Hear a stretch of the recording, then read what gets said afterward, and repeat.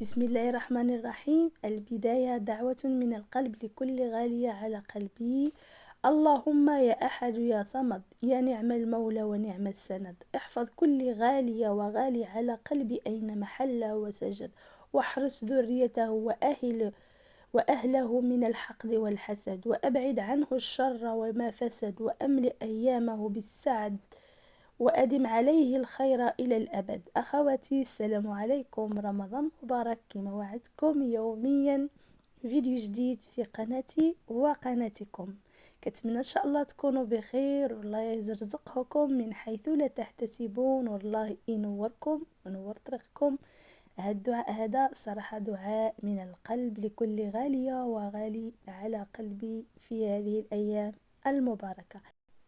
هذا الفيديو هذا خاص بالبطبوط. كما شفتوا في بداية ديال الفيديو، البطبوط معمر الصراحه اللي جا زوين بواحد العجينه اللي صراحه جات غزاله. المهم دابا غادي ندوزو للمقادير.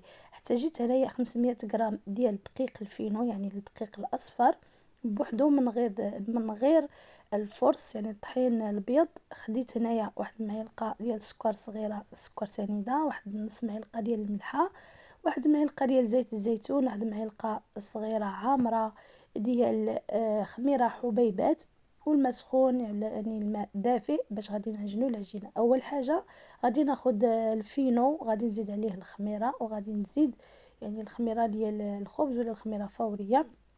غادي نزيد عليه الماء تدريجيا. كما كتشوفون هنا باقي ما تجمعش ليا الدقيق ديال الفينو، باقي ما طلقش الجلوتين ديالو. دابا ان شاء الله انا كنزيد الماء تدريجيا. الماء يكون غير دافئ ماشي سخون بزاف، حيت ملي كيكون سخون بزاف كيضيع لينا العجين. صافي هنا كما كتشوفوا باقي ما تجمعتش معايا العجينه، باقي ما تدلكش، غير غادي يبقى يتدلك. الطحين ديالنا غادي يطلق الجلوتين ديالو باش غادي يتعجن معنا. بعد ما خلطت يعني العجين، موراها زدت الملحه والسكر يعني باش غادي تخمر معايا دغيا الخميره. كنديرها بوحدها مع الدقيق والماء. موراها كنزيد كما كتشوفون هنا العجينه باقي كتلصق، باقي خصها تدليك. يعني كما يعني مادام يعني العجينه باقي كتلصق في يداكم، يعني باقي غتكون العجينه كيخصها دليك. ماشي كتقولوا لا ما صداقش ما كيتنفخش ولا هادي ولا هادي. العجينه غيكون خصها دليك على حق وطريق، ودليك مزيان. هنايا هي العجينه ديالي يعني دلكتها مزيان. كما كتشوفون غادي نبقى نهزها كاع ما كتلتصق على سطح العمل. كما كتشوفون كاع ما كتلتصق ليا في القصعه، انا كنتحكم بها كيف بغيت. يعني القصعه بحال مغسوله ما بقى فيها حتى حاجه. شنو هو السبب؟ ماشي انه السبب حيت الطحين الفينو ولا حيت زدت له الزيت، واخا غا الطحين بوحدو ديال الفرص الا عطيتولو العجين يعني دليك مزيان ما غاديش يلتصق لكم على سطح العمل. البطبوط باش يجي خاوي من الداخل ويجي زوين ضروري ما خصو يدلك على الاقل 15 دقيقه ديال الدليك على حقو طريقو باش غادي تجي العجينه زوينه. هذا واحد سر من اسرار ديال البطبوط، باش غادي تشوفوا البطبوط كيجي خاوي بلا بطا وكيجي منفخ. هنايا غادي ندوز للحشوه. صراحه حشوه اقتصاديه، ماشي شي حشوه اللي غالي صراحه. يعني دابا كلشي غالي، ماشي كنقولوا ما غاليش، ولكن حشوه اقتصاديه.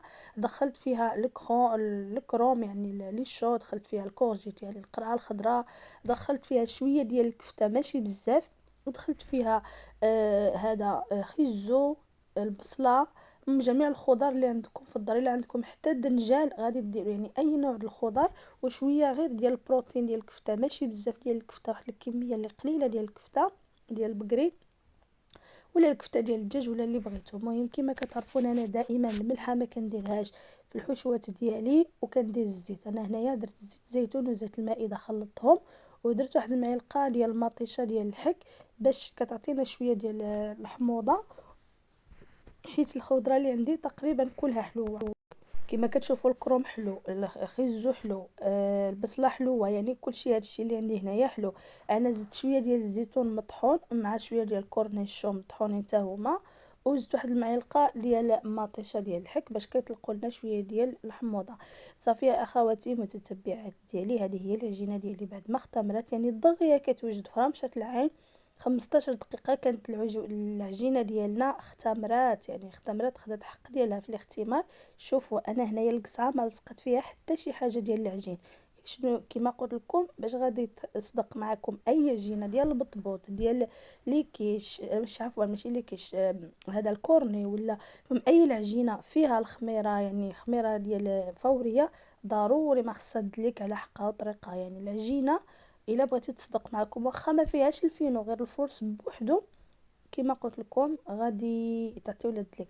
بالنسبه للتوابل اللي زدت انايا، زدت شويه ديال السكينجبير، زدت شويه ديال الخرقوم، شويه ديال الابزار، شويه ديال الملحه، وشويه د صوص الصوجا. يعني هاد المكونات هادو زدتهم حتى الاخر باش باش عفوا باش يعني ديك الماء ما يطلقوش لينا. كما قلت لكم كنقول لكم دائما ملي كنديروا الماء الملحه في الاول كتطلق الماء، انا الملحه صراحه يعني كنخليها حتى الاخير، وحتى التوابل العطريه كنخليهم حتى الاخير باش تبقى فيهم المذاق ديالهم، تحسي بالمذاق ديالهم باقي يعني باقي فيهم. صافي هنايا بعد ما دلكت العجينه ديالي صراحه واخا كتبان لكم هكا خفيفه انها غادي تعوج لي في اليد، انها غادي تطيح غير داكشي، يعني ما كاينش. يعني العجينه كما غادي تشوفوها كتبقى هي هنايا درتها رقيقه بزاف، يعني كما كتشوفوا بحال ديك الدفتر ديال 24 ورقه يعني ما كاملاش قد داكشي اللي درت ديال الغلظ، يعني درتها رقيقه بزاف.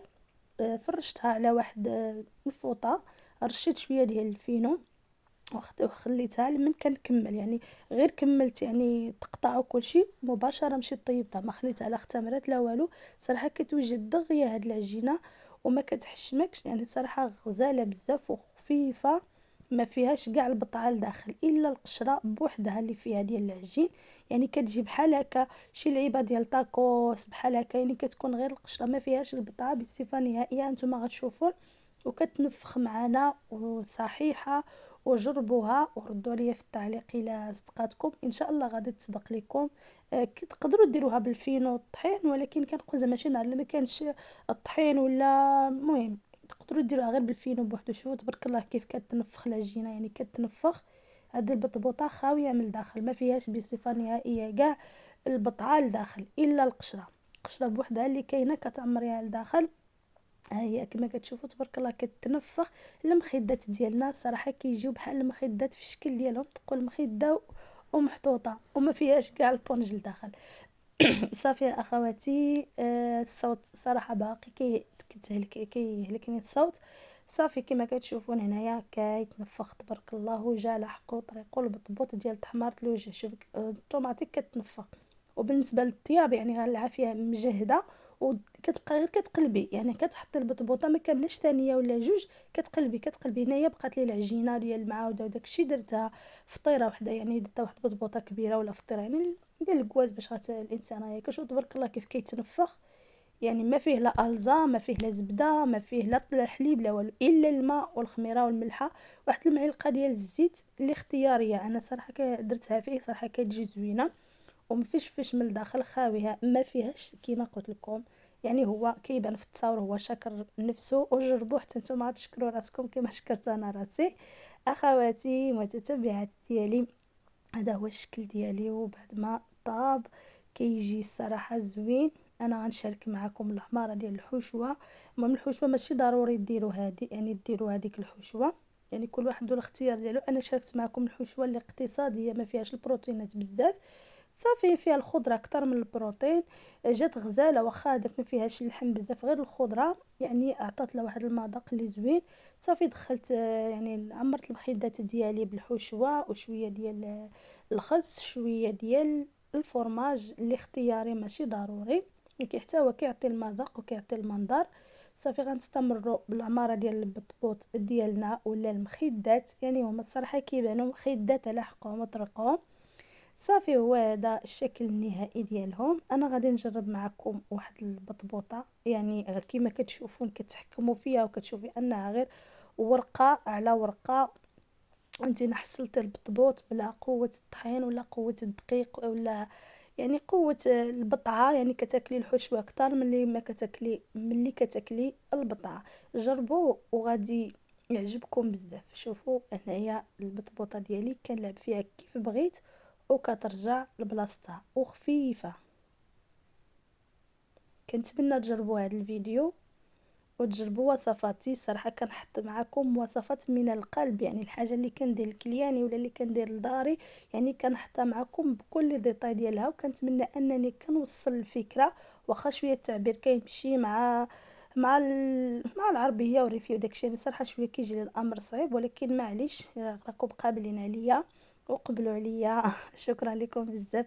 هذا هو الشكل النهائي ديال المخدات ولا البطبوط معمر على شكل جديد.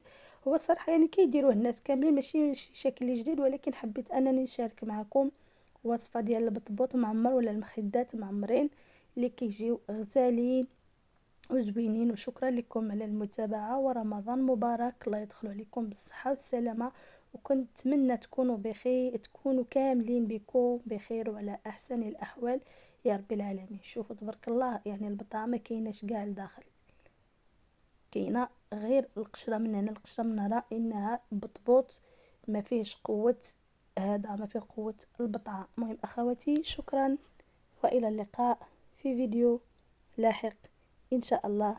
بطبوط رائع وأحسن من رائع. إلى اللقاء.